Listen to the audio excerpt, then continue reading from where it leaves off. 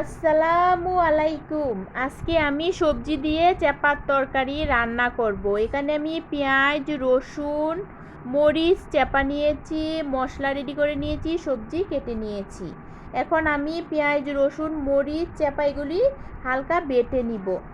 এখন আমি প্যান বসিয়ে দিলাম, পরিমাণ মতো হালকা তেল দিয়ে দিব। তারপর আমি মরিচ, রসুন, পেঁয়াজ চেপা বেটে নিয়েছিলাম, এটা দিয়ে দিলাম। এখন আমি মশলাটাও দিয়ে দিব।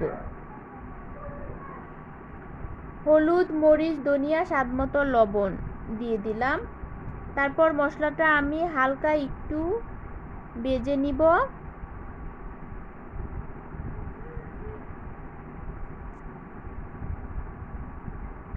মশলাটা ভাজা হয়ে গেলে আমি এখানে সবজিগুলি দিয়ে দিব। সবজিটা আমি মশলার সাথে ভালো করে মিশিয়ে নিব এবং সামান্য পরিমাণ পানি দিয়ে দিব।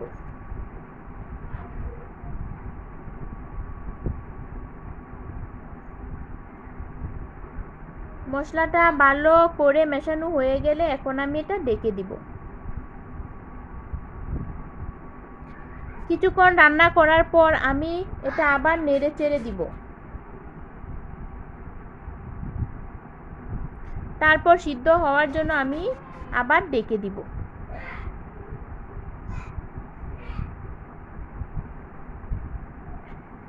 এখন আমার রান্নাটা মোটামুটি হয়ে গেছে।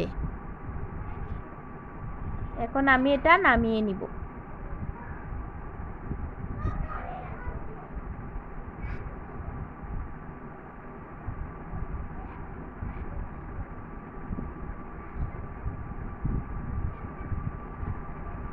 হয়ে গেল চাপার তরকারি।